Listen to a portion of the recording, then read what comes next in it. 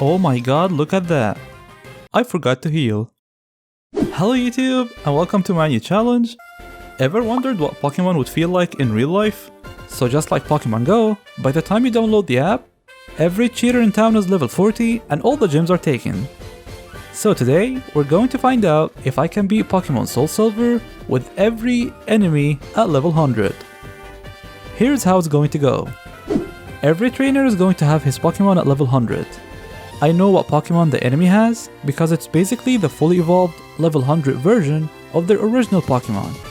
But I don't know what movesets they have. Now, thanks to these 2 points, I also know that I'm screwed. But let's face it, that's what we're here for. Trading is not allowed, so that I can't trade the level 100 team. One more thing, I didn't make the Wild Encounters or Team Rocket members at level 100, otherwise it will be easy to grind, so those are staying the same. But don't worry guys, I planned for this challenge very carefully, and shit, I forgot about this trainer. I don't know which Pokemon I'm going to need to get past the early game, so I caught everything. Okay, so we have a problem here and we're already stuck. Now, there are 3 ways to get past this annoying school kid. Just 2 actually if we're ruling out illegal options. An easy long option, which is leveling up my team. So when I say long, I mean 2020 long, not a few hours long. Or a short, dumb way. And because I didn't want to spend my entire life on this challenge, I of course went with the dumb way. I started a new game and replaced Chikorita with Paras. This is the only change I'm going to make to the game. Nothing else will change. Paras is worse in every single aspect of the game compared to Chikorita, so this trade is totally not worth it. But Paras has the ability Effect Spore, so we can poison, paralyze, or put the opponent to sleep once they crush us on their first attack. Now we're ready to bully little children, but I'm actually not battling this one, I'm targeting this one. In this challenge, the way we look at the game completely changes, because the worst part in this challenge is also my biggest advantage.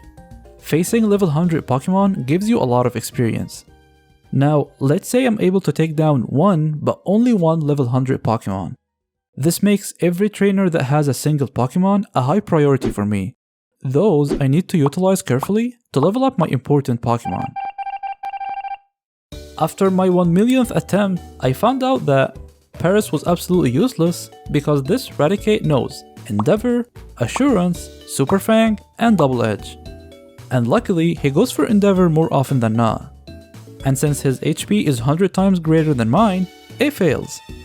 So we managed to give youngster Joey a level 100 Raticate, but not the wits to use it. I was planning to reset until I get him poisoned with Effect Spore, but since I don't die, I can use Poison Powder. Once I land it, he has 8 turns to live. I tried to switch to Pidgey to give it some experience, but he decided to hit me with Super Fang. I just survived an attack from a level 100 Pokemon. If you were surprised as to why am I still alive, it's because Super Fang does 50% of the target's current HP. So with my low HP and his low IQ, that happened. Anyways, we take him down and give me that XP, baby.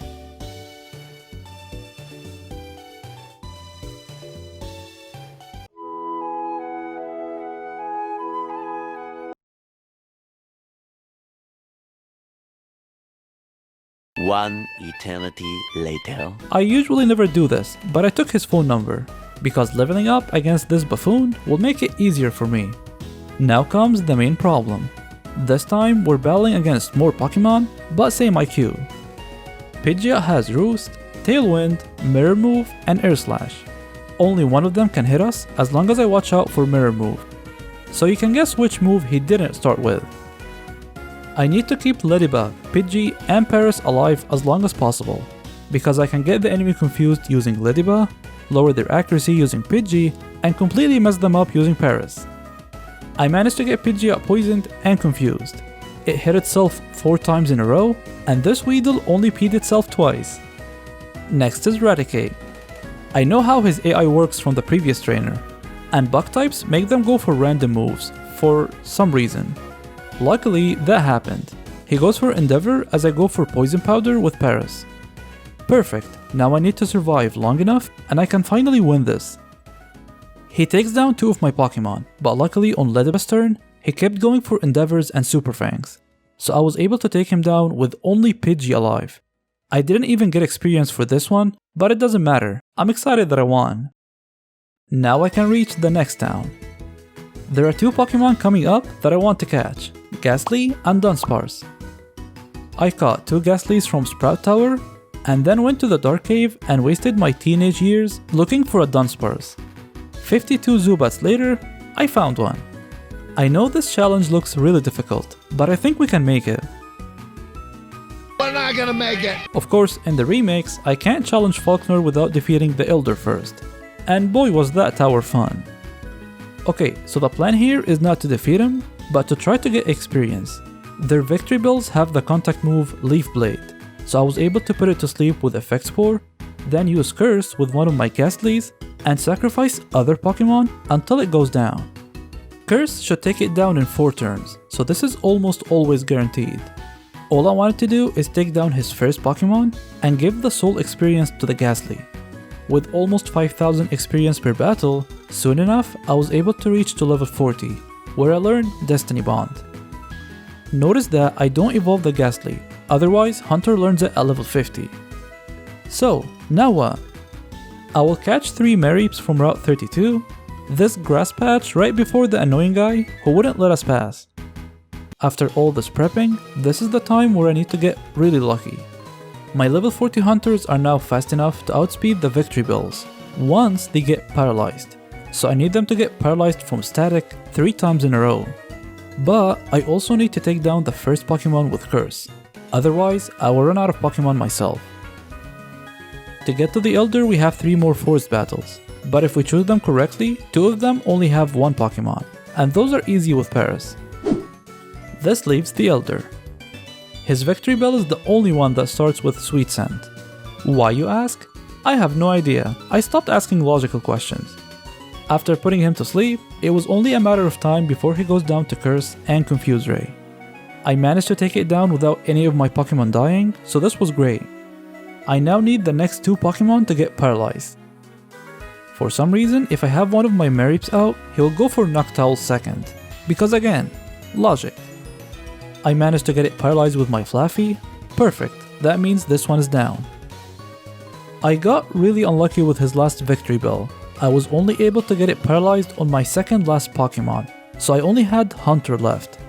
I figured I probably lost this one, but I decided to try Curse and Confuse Ray instead of Destiny Bond. And I couldn't believe it, but I was actually able to take him down. I'm finally done with the Sprout Tower. Thankfully, I don't have to battle any gym trainers, so next is Falkner. This one is not difficult compared to the Elder. I wait for his Pidgeot to miss Air Slash and then put it to sleep with Paras. If that doesn't work, I can just wait for Effect Spore to get it paralyzed or asleep. Keep in mind that Falkner only has 2 Pokemon, so that is an instant Destiny Bond, and I know his Pidgeot is out. His second Pidgeot also missed Air Slash, so I got it paralyzed with Thunder Wave, and then waited for it to take me down. 1 Destiny Bond later, and the fight is over.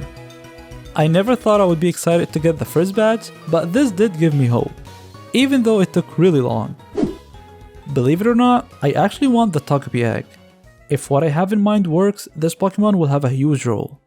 Union Cave was full of spinners, but thanks to my dexterity and skilled maneuvers, I managed to hit every single one of them. What do they feed these Pokemon? There are several single Pokemon trainers in Route 32 and Union Cave.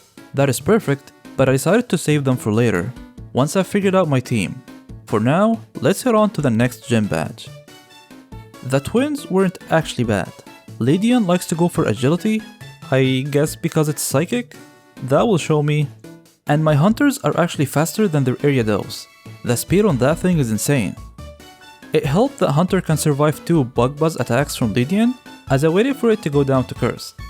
Also, keep in mind that Destiny Bond targets all enemy Pokemon in the field. That makes it useful in double battles as well. Remember when Bugsy's level 17 Scyther was annoying? I'm never complaining about anything in this game again. Okay, a few things go well for me here. First of all, Scizor usually goes for this move. I honestly did not know that this move existed, and apparently it only hits if the target uses Protect or Detect on the same turn. And since I don't know either of those, that attack never hits me, even if I wanted it to. So we put him to sleep and used Ghastly.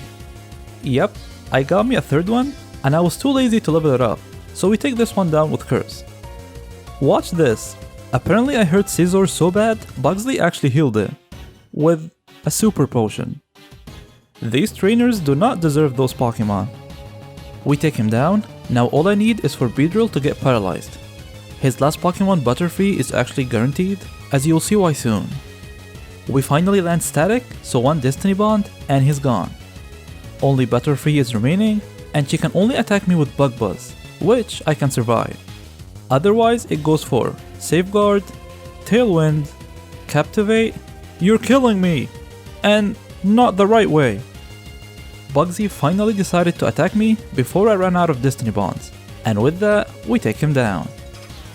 Even Paris did not believe it. Now that the gym leader is down, at least I can take a break until the next gym, right? This is where the challenge came to an end. For a while. Second rival was impossible to beat. His Gengar never used a contact move, and something needed to change here. I soon realized I need to level up some more, no way around that. But if I'll be forced to grind, I will make it count. The problem is, if I battle the trainers I have access to now, that will not be enough. Luckily, I keep a save state after each gym badge, in case I want to go back after the challenge and get more footage. My laptop is terrible, so I can't afford to record everything. So I had to load all the way back when I just defeated Falkner, but this time I hatched the Togepi. Here's a simple trick.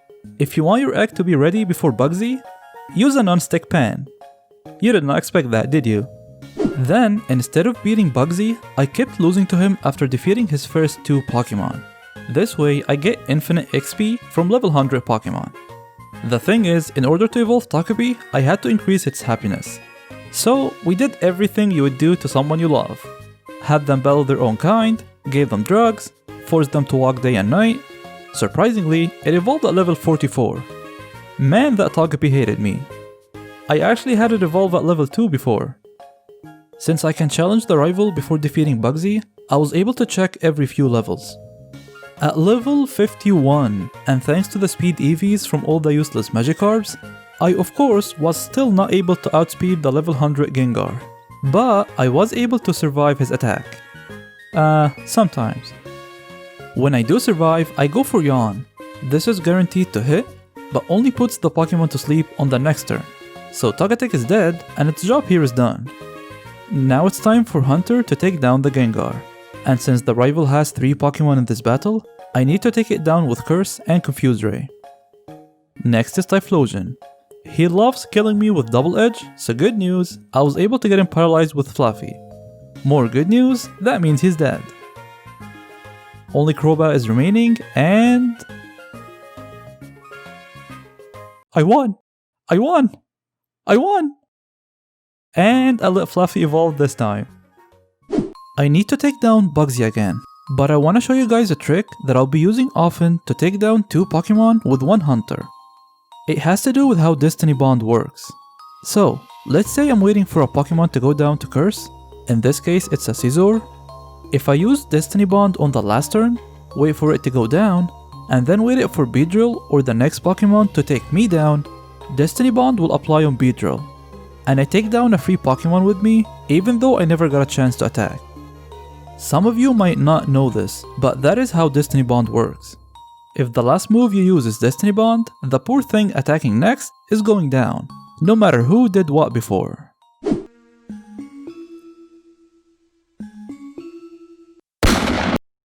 Am I doing this right?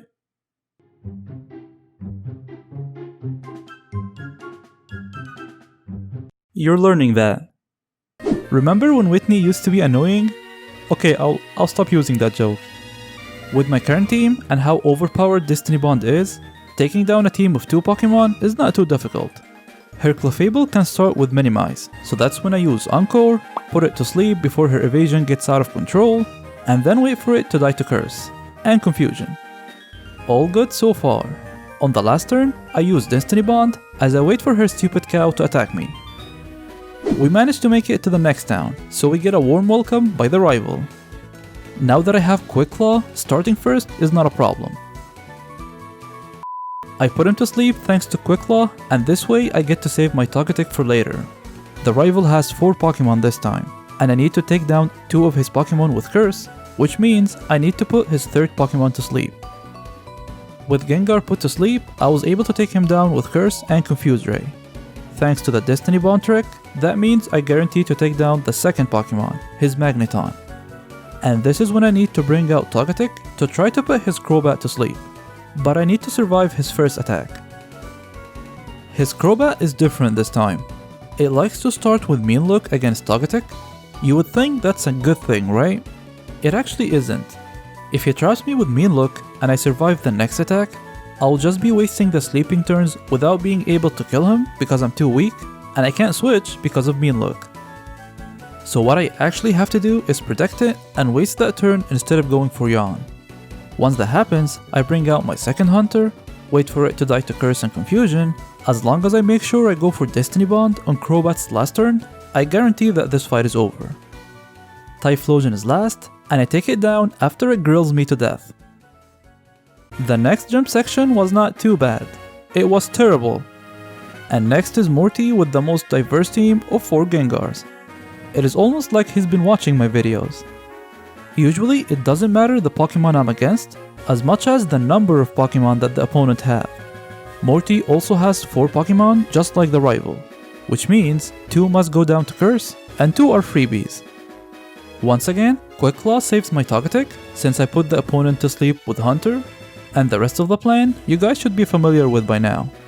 After wasting a few days on the 4th gym, my hate for Gengar continued to increase. Because Morty wasn't even the worst of them. It's that stupid trainer with 5 Gengars that was the problem. Which one do I pull for the 3%? That's not how that works, huh? Next we get the Echam Surf, Strength, and Fly. We also open the map, and with that, time to improve my team. On my way back to catch my next Pokemon, I encountered an Entei. I only had 5 Pokeballs and 1 Fastball, so I figured I will just throw the 1 Fastball before it flees. What do I have to lose? I caught it! I don't even need it! Of course, any other challenge this would have been a game changer, but in this challenge, it's useless.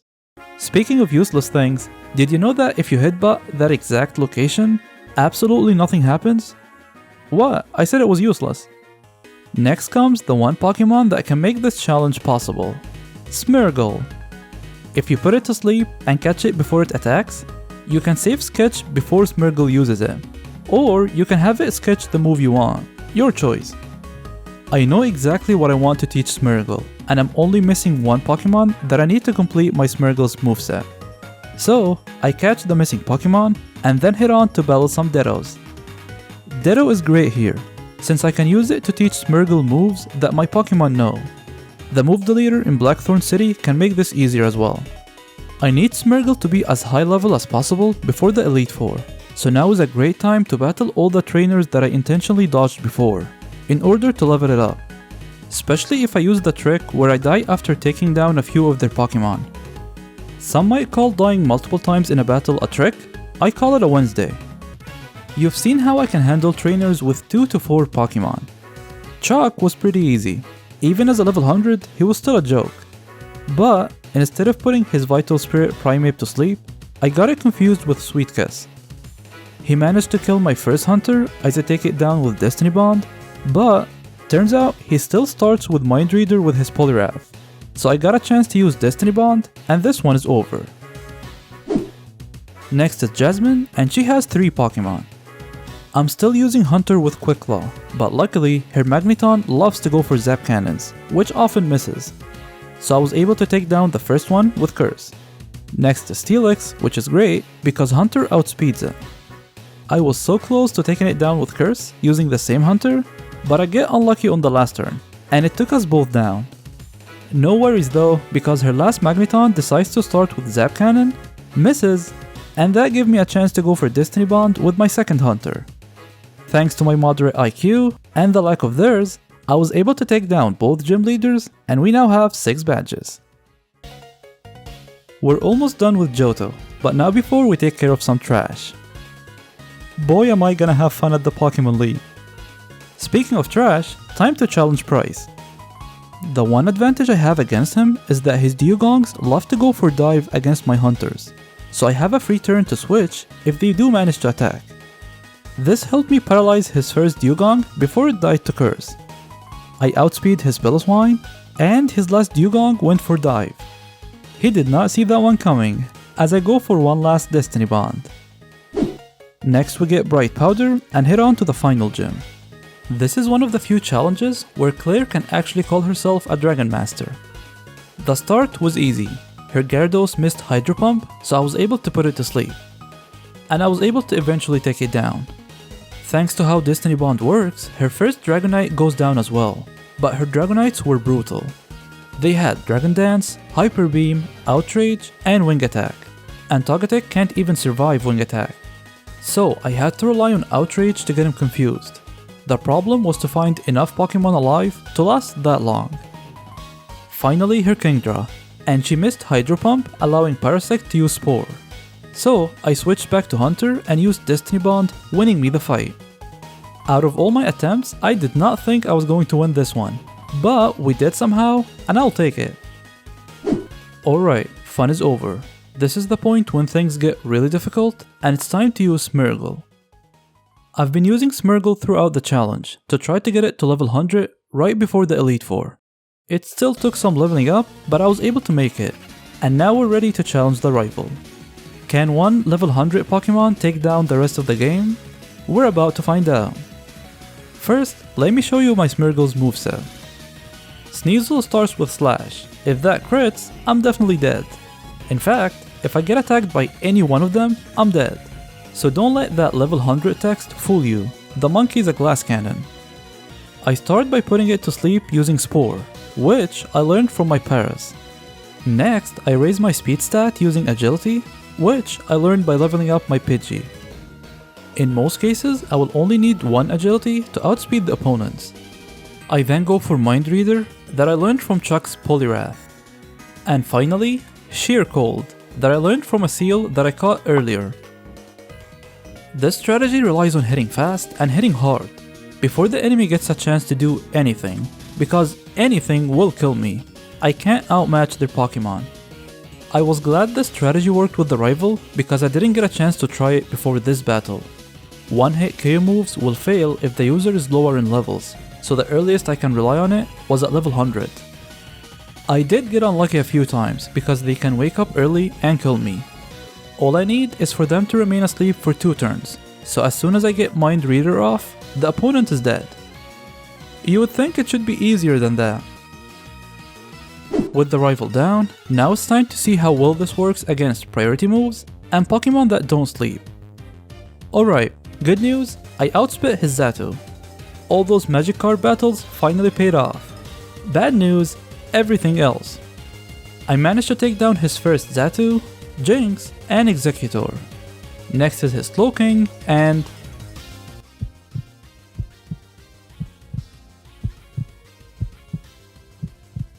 Oh my god, I can't believe I survived this one.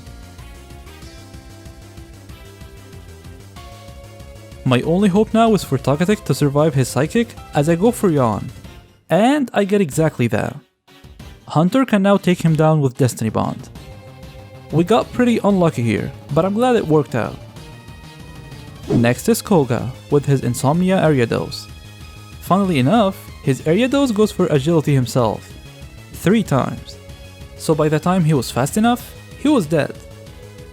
His next few Pokemon went down easily, and even though everything is going well for me so far, I still have one problem. His Fortress has the ability Sturdy, so I can't use Sheer Cold. Back in Gen 4, that was the only thing Sturdy was good for. It protects you from one-hit KO moves. So I had to take down this one with Destiny Bond, and hope that I can survive one attack from his Crobat.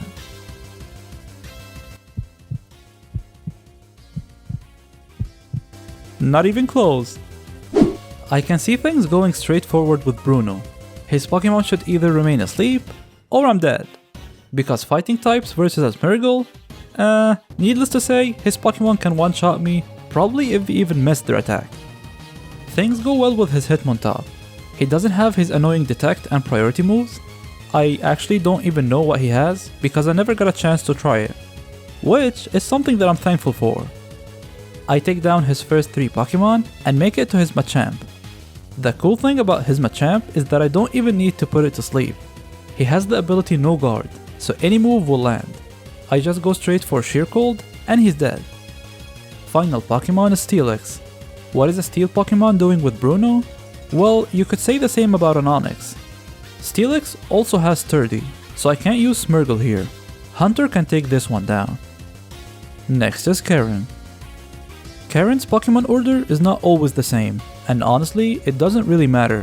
What does matter is her Houndoom and his ability Early Bird. If that thing wakes up and gets to attack, I'm dead. So, throughout this whole battle, I'm looking for her Houndoom to not wake up. Once that happens, the fight is as good as over. That being said, here's a full unedited footage of Gengar going down. Finally the champ. Just like Bruno's, I can see this battle going one way and one way only. His dragons either remain asleep or I'm definitely dead. I usually like to start the battle with the good news. Is it because I'm an optimistic person? No, because they're often short and I can get over them quicker. So, speaking of good news, his Gyarados starts with Hydro Pump, so I can rely on it to fail as I put it to sleep and raise my speed. I don't think I have mentioned this yet, but the held item I have my Smeargle hold is Chill Bill. This is an item that heals me based on the damage I deal to the enemy, so the next best thing to leftovers. It's a useful item, but I rarely get to use it because I'm either dead or untouched, as you've seen so far. Lance's Pokemon are all the same. His Pokemon order, however, is not. He does like to bring out all of his Dragonites first, so he's not messing around. He wants this monkey dead and he wants it dead fast. After taking down his Dragonites, he decided to go for Charizard, keeping his Aerodactyl last. Charizard was not a problem. Aerodactyl...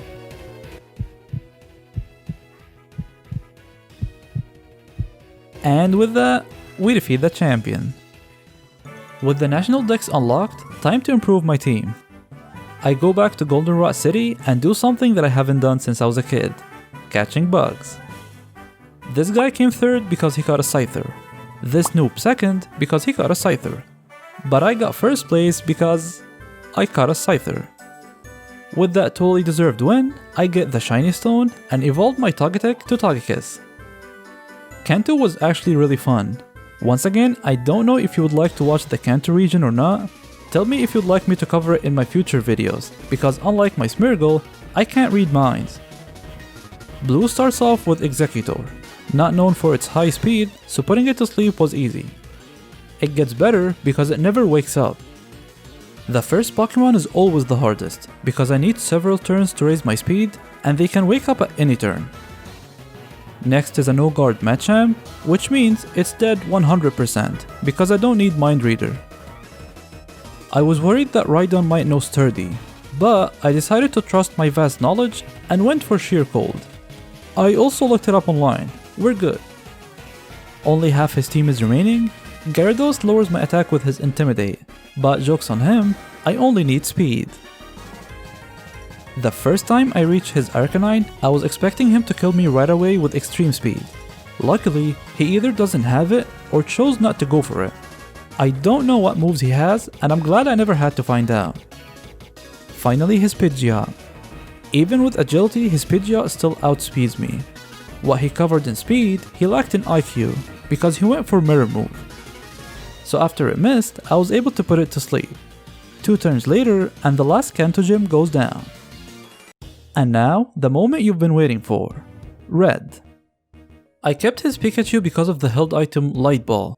Plus, Red with Raichu just didn't feel right. So Red's team is exactly the same. As always, he starts with Pikachu that I don't outspeed, as he goes for Thunder. And... Did you really think I would survive that? What's wrong with you? That's a level 100 Light Ball Pikachu. I definitely have to wait for him to miss, and then put him to sleep. 1 agility was enough to outspeed his Pikachu, and if his Pikachu doesn't outspeed me, no one on his team will. I get one of the best starts, and Pikachu doesn't wake up until I take it down. Now the battle begins, and it should be easier.